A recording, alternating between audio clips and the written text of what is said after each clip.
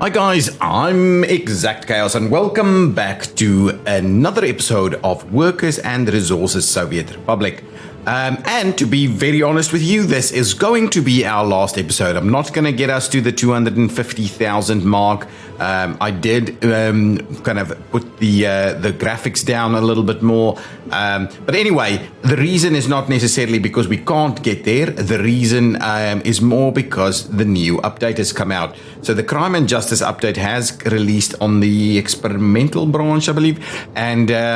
And I'm keen to get into that. If I pause the game and if I go into settings, right, what you can do is you can go to game settings and you can, in fact, I believe, activate it.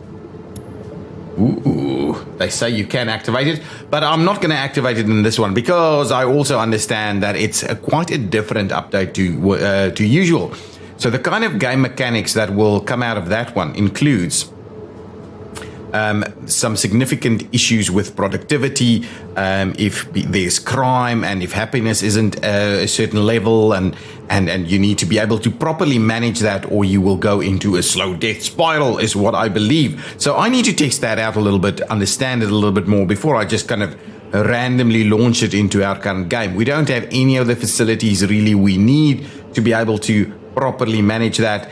And so I think it is about time for us to end this series. It is the 138th episode, and it's been quite a journey. So we've probably spent at least, or I've spent at least 150 to 200 hours on this game, on this map. And so let us take a bit of a journey through our humble beginnings and where we've ended up with. And I'll also tell you a little bit about the key lessons learned and maybe a little bit about what to expect in the future.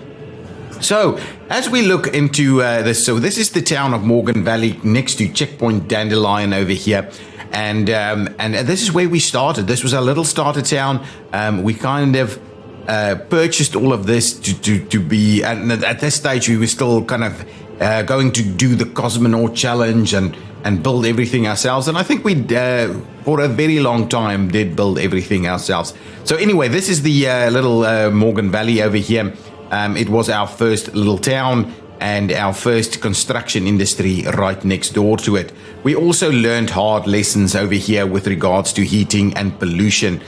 Getting pollution too close to your city, we had tons of people die over here due to the pollution that we have. And if we have a quick look over here, view the actual pollution, we can see that we have a little pocket here that is probably about as good as it's going to get. But yeah, we certainly had additional housing over here that result in a fair bit of people dying due to the pollution. So we moved things around and so on and managed to stabilize that a little bit. But yeah, that was the situation over here. So that's one of the key lessons that we learned, the lesson around pollution. We then started using heating, and was that a bit of a challenge to get up and running? So we started to realize that some of these pump forwarding stations are not quite as heating pumping stations are not quite as effective as just building within the range. And so this distance, so then you ended up with that that fine balance between the distance to your heating plant and then the pollution that it generates. And so we played around with that a fair bit more in other locations. So we then started expanding. Well, we built our rail construction facilities, and we started expanding towards the east, is what I'm going to call it over here, to the town of Irinsky, where we also started looking at, well, we needed steel. So we developed our steel industry over here. And the one thing that I think we're definitely going to do quite differently in the future is I'm not going to do everything in the same location. I would rather do a big mining complex and then move the coal ore and the iron ore and whatever else that we're mining to our processing facilities somewhere closer to cities, so that we don't have to move workers as far as we've done in certain occasions. It also makes for a little bit more interest in terms of actually moving goods around the map. So I'm probably not going to build like this again in the future, where we kind of decide, oh, we've got coal here, we've got iron here, let's make the steel industry over here. I think that's just never really well, it was seemingly fairly effective when we did it. And I think this area worked well. We produced enormous amounts of steel from over here. And I kind of wished we could have looked at the lifetime production of this facility in terms of how much steel it actually did produce over its lifetime. It would have been an enormous amount. So the year is 2032 at the moment. So yeah, it's been a long journey to get here. Like 80 years? No. We started in 1960, I believe, or 70. Can't remember. So anyway, that was it. We then experimented a little bit with various types of construction facilities. We had the bricks and prefab construction, so all the open hull construction. Then we had all the workers. So we kind of experimented with that a little bit. It was a little bit more challenging. Probably can be more effective if you do it that way. But instead, we went back to our normal style where we have a little bit of everything and we potentially just build a few more of them. So those are some of the things that we kind of practiced a little bit. So then the town of Irinsky, or city of Irinsky, started to develop. We sunk our very first railway line, and this was awesome. I really enjoyed doing this. Having these connections across was the very first proper rail connectivity, rail infrastructure through a city, and I really liked it. It works really well. I think the one thing that we did, however, learn from this experience is too many of our rail lines or routes actually route through an area with not sufficient bypass. So having this area and this area over here where we're trying to route a lot of traffic, rail traffic through our town, even over through here. Look at all of this bit of a mess that we've got over here. Yeah, there that guy goes. A little bit of a mess we've got over here. So if vehicles start routing through here, we just don't have sufficient bypass. So I wouldn't in the future, not again, build like this. There's just so much next to each other. We need proper rail lines kind of at the outside of the city, and then we'll have little local lines where we don't have a lot of through traffic. The problem is we had a lot of through traffic trying to get use this area. You go through Irinsky because it was the shortest route getting from point A to point B. I did do a fair bit to try and do bypasses by having rail all the way out here, but I don't think that it was ever properly planned, and it never really worked that way. So just one of those things that I've learned in this game and this playthrough. Now, one of the other things that we very, very quickly learned, especially if you're using some of these bigger buildings. Okay, so one of the things is the game in vanilla doesn't actually, so without mods, doesn't actually come out with anything that I think is larger than 189 people. 189 is the max vanilla residential complex. So if you're using these guys with 500 people living in it, you need to bulk up the provision of other stuff. If we look at this over here, actually we're doing pretty well in terms of what they've got, but you need way more shops, you need way more kindergartens, you need way more hospitals to be able to deal with if you're really going to go high density. So that's one of those things that I've learned as well. So if you're doing high density, you're going to need way more kindergartens and way more hospitals and way more shopping centers than you expect. So always plan to build more of that. Another thing that we started to learn when we built Irinsky over here was the need for resilience in terms of not only electricity but heating infrastructure. So the overlaps that you needed from let's quickly switch on this, and I'll show some new overlays as well. So the overlaps that you needed to provide heating was one of those things. If we look at our heating over here, we needed to provide a little bit of overlap. So overlaps between different heating stations. So you can see what I've done over here. This heating facility is overlapping with this heating station over here. What is it called? Not a heating station, a heat exchanger over here. So that we have a little bit of resilience. And even with the resilience, it's not quite as awesome as it probably should be. Oh, that thing drops down a little bit. So resilience with heating and electricity. So if we then look at electricity, for instance, it's not actually showing up properly like the heating does. But anyway, here you can see what we've also tried to do is make sure that we've got electricity from multiple sources, multiple substations, not substations, what do they call these big guys? This one, transformers, multiple transformers, multiple sources to ultimately get you there. Okay, I'm quickly going to talk about this. So now we've got overlays. These are brand new for construction. So you can effectively, we'll show you about that. And then you've got free flats. So here you can see there is very little availability over here. These, I believe, are all hostels. So you can see Irinsky really doesn't have free spare flats available. Maybe 3 over there, 1 over here. A few random open flats available where people have probably died of old age or something similar, but generally all good. And then this is productivity. So if we go back to this area, we can see this facility is only about 12%, 13% productive. These even so. So that's another metric that I'm going to have a look at in the future. Now that we've got this and we can have that overlay, we can have a look at what is being productive and what is less so. Okay, let's get out of there. Now, so from Irinsky, we then started this major industrial complex over here, and we also started our motorway that traverses the entire nation. We started it over here with interchange number 1, and we started expanding it to the other side. I'll quickly open up the mini map over here and make it nice and large so you can see. So the motorway was started over here, and it ran all the way through to the other side of our nation. We also then extended the motorway down south over here and up towards the north over here, with some with a spur off to our town of Hectorstock over there. But we'll get to all of those in due course. So there we go. We then started building some more advanced industrial complexes. So we had our very first vehicle production lines over here. We then went into train production lines, and we decided we need way more. This was our second facility that was producing construction materials. Then we decided we need way more construction materials. So one of the things is that I also decided that I will do in one of the next playthroughs is actually go and get lumber from natural woods and not try and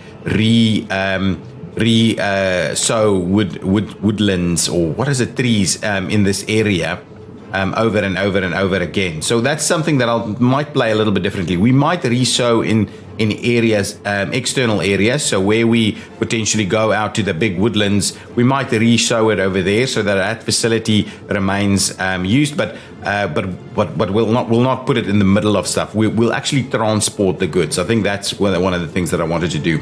So then we started building our own vehicles over here, ramped up the production, and we started building our own trains to continue our expansion. Then we actually expanded down to Sovkosigrad over here, where we decided what we're going to do is we're going to start start making our own food. So we had all of these farms over here, and we expanded fairly quickly because we found out that we run out of crops really, really quickly. So that's what happened over here. So this was our first farm, and we messed around with a lot of different styles of what can we do with farms. How do we use distribution offices? Do we use farms? Do we put all the types of vehicles in the one? Don't we? All these kind of things was what we started doing. And then we actually learned that you can only assign, you can't assign farm fields to multiple agro farms. Just because, so what I wanted to do was actually put the harvesters in the one and the tractors in the other one. That never worked, so we learned some of that. And here we had a bit of an industrial complex again. What I ended up trying to do was do multiple industrial complexes in the same area, or multiple industrial buildings in the same area to kind of have an economy of scale or benefit from goods being produced nearby. So most of the things that I'm doing here was kind of being used, I decided to do chemicals over here because crops was nearby. And then because chemicals was nearby, I decided to start doing electronics nearby. And that really became a bit of a challenge. So that's something that we won't be doing in the future. In the future, we'll have smaller industrial complexes, not the big ones that we've seen in this series. Just so that we move goods around a little bit more effectively. So the usage of transport infrastructure can be much, much better. Even though I think we did a pretty decent job at moving transport at transporting stuff around here, it can be a fair bit better. We also learned some big lessons around spacing of intersections, especially on the railway lines. Over here was where we decided to actually grade separate some of our busier interchanges for the rail. They're too close together, so this became ineffective really quickly. So in the future, we'll try and work with that a little bit more. What we also figured out at some of these locations was you need multiple drop-off points to effectively use trucks. We learned it in a few locations with traffic jams being caused and delays being caused due to only a single place where things can be dropped off. So that was one of the things which we also learned. I wanted to do a bit of a harbor over here. That never actually came to fruition. We also never really properly ran these facilities. And I think if we have a look at our productivity over here, yes, productivity of some of these facilities are poor. We are doing a pretty decent job here with chemicals, but some of these other facilities, not good at all. And it's just because we're not balancing the production of crops versus some of these other things. Here, we never really had proper worker supply, just because we were building things in a location where it made sense to build it, because we were kind of processing gravel over here, so let's do the other stuff. It never worked because we didn't have workers here, and trying to get workers here was becoming a bit more of a challenge. So anyway, those are some of the lessons we learned in this location.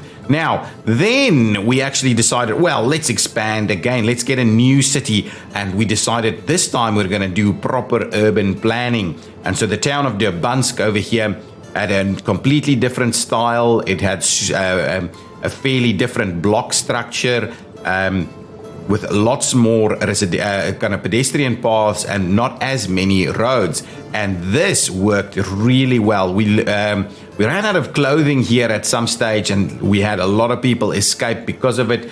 But we fixed all of that, and so Durbansk as a town looks really quite awesome. If we kind of just let's give Durbansk a little bit of a shout out and just see how awesome the town of Durbansk or city of Durbansk looks. It's so uniform in terms of design. It's just awesome. It's just awesome. And because these aren't super high density, we didn't run into some of the same problems that we did with Irinsky. What we did, however, learn is that a single interchange to the motorway can be quite problematic, and we had to rejig this a few times to deal with traffic jams. So that was basically some of the lessons we learned in this location. We also tried to co-locate heating and things like that, which was a bit of a challenge. But again, what you need to understand is that you need multiple sources of heating for any fairly large town. And so you need to plan accordingly and make sure that you've got your pollution buffer in place. So then from there, here we also decided to start building our ships in a dry dock type environment. We haven't built very many of them, and we never really started exporting ships in any big way. But anyway, this was the place where we built a lot of the ships. Actually, I think most of the ships you see operating on our river complex over here was because of Durbansk over here. We, in a later stage, decided to build some additional little industrial cluster next door, and this is the kind of industrial cluster that I think we will see a fair bit more of in new playthroughs. This is the kind of size of an industrial cluster that I like. You co-locate one or two things where you probably drop things off, and then really you make use of proper rail transport to get your workers here from fairly close by, and your goods. You do that in stuff like that. This kind of setup I really liked, and we'll do way more of that. What we also did over here is we decided, maybe we should expand the meat industry quite substantially. And so we built this major complex over here thinking, what I'm going to do is I'm going to use forklifts to move crops from this central location to all of these. Big mistake. When you are transporting goods, make sure you use an appropriate form of transport. So what when you use, so if you have a look at this, so this guy needs 10 tons of crops per day to create 5 tons of livestock. And we've got enormous, we've got enormous amounts of crops that needs to be moved to all of these facilities. So using, even with many forklifts, we will never actually have this up to a decent level of productivity. Look at this stuff.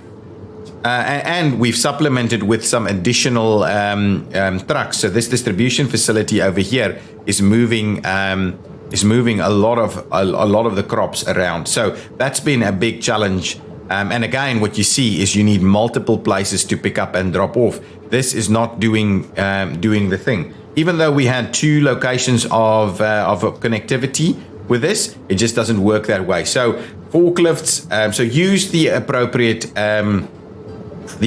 transport. So if you're using something in low volumes for chemicals, for instance, yes, that is where forklifts are. You typically use chemicals in low volumes. That is where forklifts work quite well. When you need to move large volumes, you need either trains or ships to move things around. When it's medium volumes to produce stuff, then trucks are appropriate. Low volumes, also helicopters are appropriate. So in the nuclear industry, we're using helicopters. So that was a big lesson we learned in this location as well. We continued to build interchanges as we went. And then the next thing we had a forward base over here for construction materials, so that we could actually build our bridge, connect our motorway to the other side of the nation. And so here we then also started to build this massive big Port of Chaos facility over here. The idea was that this was going to be a bit of a central hub, but you can't use these kind of facilities. They just don't store enough stuff. So they never really worked well. So we never really worked well over here. The area that did in fact work was the oil and oil processing facilities. So this is what this ended up being, is more of an oil processing area and our ore processing area over here. And some of the lessons we learned with regard to ore processing, even though you can use the same conveyor system to connect with multiple different sources and multiple different types of goods and multiple different storage areas and collection areas and production facilities, you have a limited capacity on them. And so things happen very slowly if you use a system like this. So we try to rejig this thing numerous times to get improved capacity through here, but it never really became an effective system. And so if we have a look at our productivity in this location, it's probably pretty low. Not that low actually, but probably fairly low compared to what it should be, because we probably needed multiple of these facilities at each. And so in the future, I will use a train station per a train, like an aggregate loading facility and unloading facility for each different type of resource, so that we also don't have to deal with so that we also have much more storage for the trains waiting and things like that, and we don't share conveyor systems and things like that. So that's one of the things that we learned over here. This massive facility ended up never being properly used. We do import things into here, we do export things from here, but a lot of these things never got used. And so because we were building this area, we then expanded into Suspendigrad over here to provide workers in that location. And that's kind of the way that we've continued to expand. But growing through a continuous expansion of a motorway was quite a bit of a challenge. And one of the things that we'll probably do in the next playthrough is start a little bit more central, probably start with the motorway network from day one. So I'll see a little bit about maybe how we do that, or at least maybe not a motorway, but at least a road network through the nation to start with, so that we can actually get from place to place, and we don't necessarily need to build this massive road as we go. So we'll see a little bit about how we do deal with that in the future. So anyway, Suspendigrad then became home to some of our newer kind of processes over here. So we did bauxite and aluminum production over here, because this is when I think the helicopters and tourists update came in. And so we also then built our airport over here. We did the airplane production line over here as well, and we did a bit of a tourism hotspot over here. So a tourist complex in the hills looked really nice. I really liked designing this out. And I think it really plays the part. So if we take out that piece and you have a look at this, doesn't it look nice? But it never actually worked really well. So let's slow it down, have a look at it a little bit. We've got a helicopter delivering tourists over here. It never worked the way it should be working. So if we go in here, we can see that there's barely any tourists here. 3 tourists there, 0 tourists there, 0, 0, 0, a few, 1, 2. This never really worked. It looks really nice, but it never really worked. Yes, and so we expanded into our second nuclear power plant over here, which was pretty good. These guys are like sitting around unloading stuff. So anyway, our second nuclear power plant, just to make sure, because I think we started running into power issues over here. That's why we did that. And we expanded our motorway to the edge of the map. This we still all built.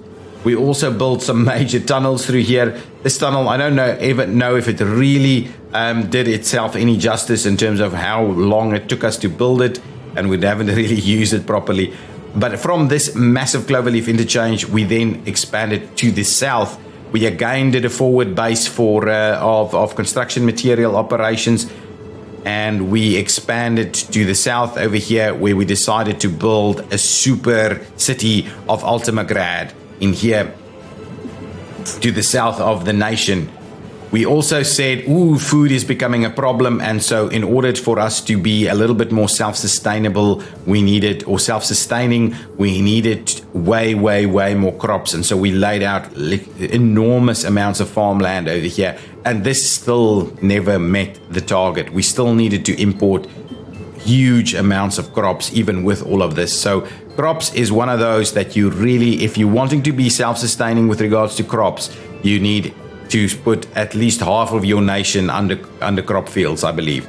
And so because we learned the lesson about this time that the meat industry where we built it next to Debansk wasn't actually working properly, we redid it over here, and this time not with forklifts, but this time we used trucks to move things around over here. So that's what this area is. We also started importing crops via ship over here, so we have enormous amounts of crops coming in constantly, and even that wasn't quite meeting the target. Anyway, we expanded into Ultimagrad over here, and we learned the lesson that you need, if you're going to build a major city like this, you need so many workers. So if we have a quick look at unemployment, and here we can have a look at some of the things, because we've actually got something under construction here. So this is the construction overlay, so it gives you the percentage complete of construction. That is really good. Free flats, you can see there's tons of free flats available over here. And then we've had a look at productivity. Some of these facilities quite productive, some of them not so much. Some of these facilities productive, some of them not so much. We're struggling to consistently remain productive with a lot of these facilities, but these clusters are planned a little bit better now. So what we learned here is that with all of these people, I wanted to show the unemployment rate. So citizens who were unemployed yesterday, look at these huge numbers of people that were unemployed. So I think Ultimagrad probably accounts for the bulk of our unemployed workers, just because there's not enough for them to do. So we had this cluster of industrial facilities over here, where we're doing chemicals and plastics and things like that, but that just wasn't quite good enough. So we expanded into these areas over here: clothing factories, food factories, chemical plants yet again. That with the intent that we're actually going to start exporting stuff through this airport, this super fancy airport that we have over here.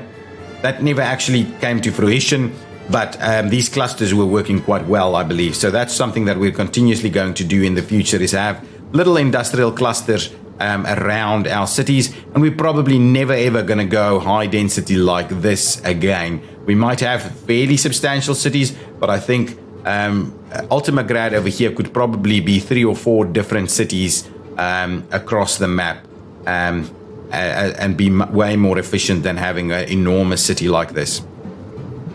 We also expanded and provided an additional steel mill over here, just because we needed more workers or needed more jobs for our workers over here.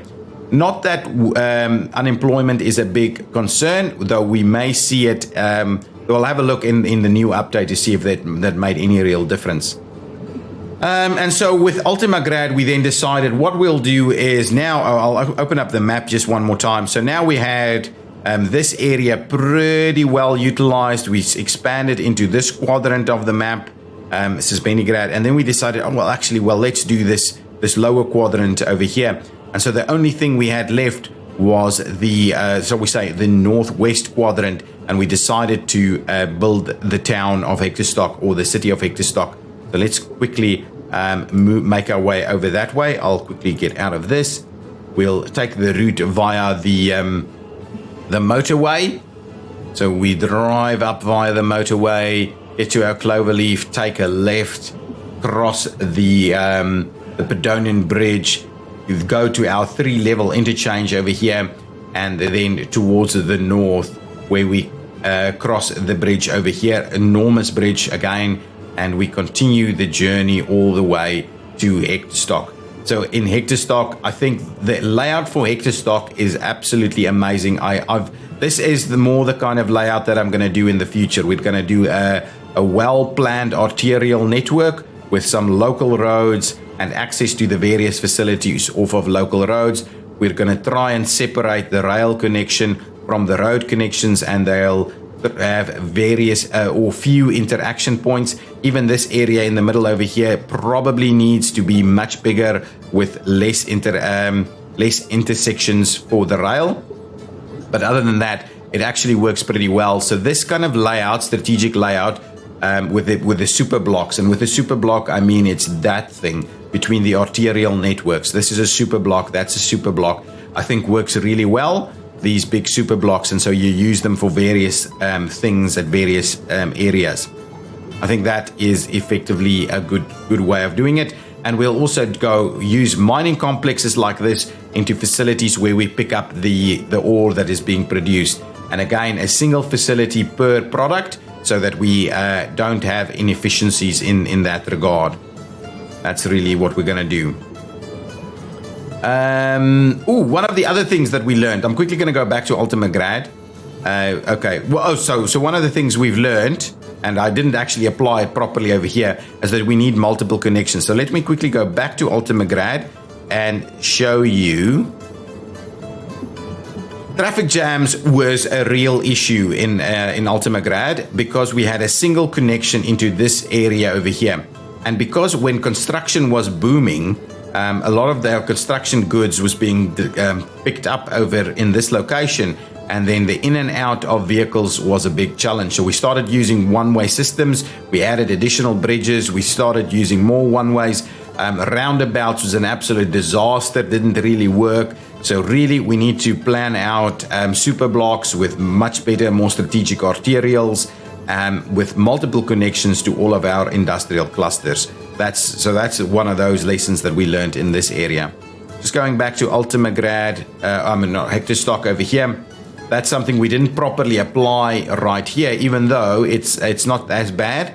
But when construction was in full swing, this single access point was a bit of a problem. So the additional access point over here is quite helpful. So just make sure you've got multiple access points to any of your industrial areas. And especially if that is where you're storing a lot of your goods for distribution, because those distribution vehicles needs to go in and out all the time. Okay, now, one of the other key lessons I learned is don't try and produce everything locally, and don't even try and produce some things locally. It's very difficult to manage the supply of your goods. You don't know how much you have, whether it's enough, not enough, all these kind of things. And so I would tell you, invest in a central hub where you bring all of your stuff being produced early on. It's a much better way of actually managing the demand and the supply. So here we can see we've got appropriate amounts of food available. We've got enough alcohol. We've got enough clothing. Our electronics is looking pretty healthy. Chemicals are healthy. Fabric is low, but we're not properly using this one over here. But anyway, that gives you a good indication. Electronic components is good. mechanical components good, plastics good, and meat is good. So that's a good way for you to actually manage that. I would also in the future expand and put crops and things like that in here. I'll probably make it much closer to the port so that we can import and export using the port, so that we can bring enormous amounts of stuff in like crops via ship. That is probably a good idea. If we can have a ship that brings in 10,000 tons of crops at a time, if we have multiples of those, we'll probably be all good. And then if you do this, you can from fairly early on in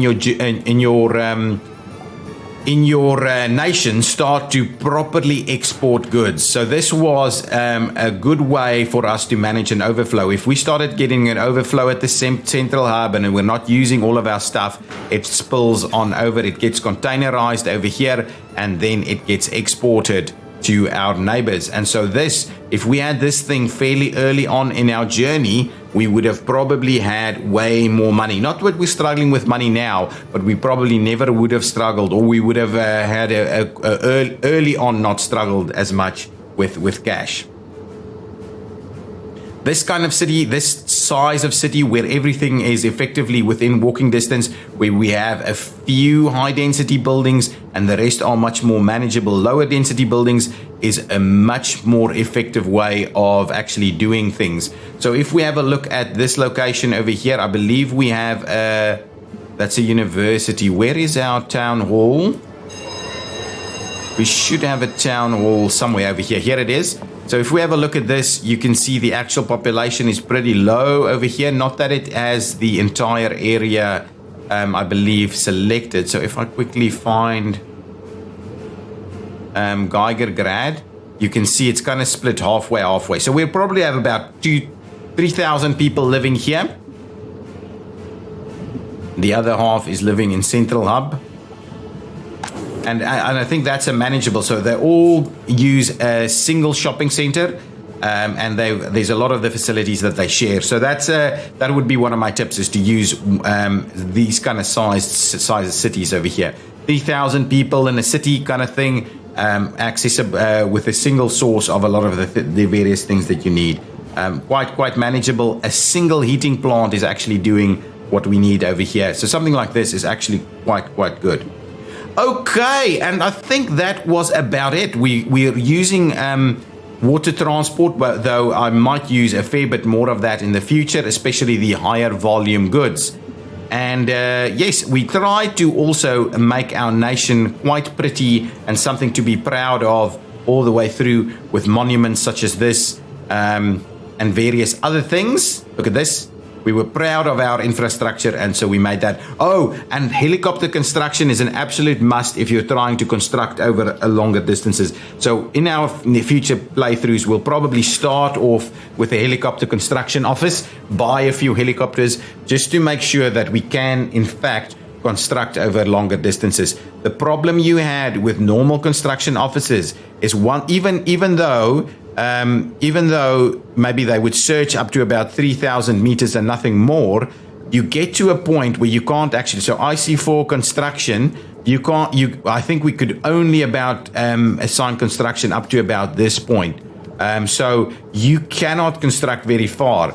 These helicopter construction offices can construct, I think, over the entire map. And so if you needed to build something somewhere in an isolated little corner, helicopter construction is the way to do it. So even if you have a road network throughout your nation that would allow your trucks to get there, you can't actually assign some of those construction areas. And so for that reason, helicopter construction a must-have from very early on. And in our next playthrough, we'll probably have one of these facilities available to us from the very start as part of our starter town, so that we have the ability to go and construct a bit further afield when we need to do so. So that, I think, is it, guys. That was the nation. I'll quickly run through some of the things that I've noted down. Have a central hub from the start, very important, or plan it out from the start at least and get it up and running fairly soon. Use multiple different warehouses to try and make sure you've got the capacity that you need. Don't try and mix and match. Also, if you mix and match, you quickly find that Distribution offices don't always work the way you want them to work. So really, using your own dedicated warehouse for each facility is probably, or each product is probably good. Remember power and heating resilience. Remember to use the right kind of vehicle to transport the right volume of goods that you need for a certain process. Small industrial clusters as opposed to big sprawling clusters. We learned that lesson fairly early on. Be careful of pollution. That was one of the very first lessons we learned. You need more hospitals and kindergartens, especially than you think, especially if you're doing high density. Minimize train conflicts, absolutely. So larger stretches of railway lines with fewer intersections is what you need. And when you do have intersections, try and grade separate them where it makes sense. Don't run train lines through stations. Where, as far as you can, make sure that you have bypasses and you don't run through stations. So for instance, here you can see there's a bypass. So people don't actually have to run through here. Anybody coming through here is primarily coming through here to pick up goods. So that kind of thing is what you do. And then I think finally, traffic jams are a real thing. So make sure that you have proper road networks planned out for your traffic jams. Don't end up in a situation where you've got a single access point and you've got enormous amounts of vehicles trying to travel through here. When we were constructing this area, things was being picked up somewhere over here, and so a lot of the vehicles was actually trying to use this interchange to go and do construction. Not a good idea. Now it's much better. Probably a single road would work, but use your one ways, use multiple access points. Make sure that you have got multiple access points into all of your cities. Those are some big ticket items. So guys, thank you so much for watching. That is the end of our town of Chaos Grad, or our nation of Chaos Grad. We will start a new series with the crime and justice update in I'm going to take a little bit of a break while I get used to some of the new mechanics, and then we'll start a new series with that. But this is the end of Chaos Grad, which we had enormous fun. 138 episodes. This is the 138th episode. So yes, if you've enjoyed it, please hit that like button, leave your comments, and what I'll do is I will actually make this map available. Now that it's done, I'll make it available in the Steam workshop. So if you want to go and continue this playthrough with this, try and expand our population to 250 or 300,000, which is another thing I would probably say you should not do, and that's why smaller cities is probably more effective. Don't try and get this, because it does get very slow, and the processing times and things like that becomes enormous. So it gets very slow and frames start dropping. So don't do that. Okay, but I'll put this in the Steam workshop if you wanted to play around with it a little bit, if you wanted to improve some of the things that I didn't do perfectly. And there's a lot we learned. There's a lot that can be properly expanded upon, properly improved upon. If you wanted to go and do that, please post some screenshots and the Discord in the Steam workshop, all these kind of things. And yes, come back for more when we start playing with crime and justice. Okay, what a mouthful. I need a drink. Thank you so much for watching. It's been enormously fun. I hope you've enjoyed it. See you next time. Bye-bye.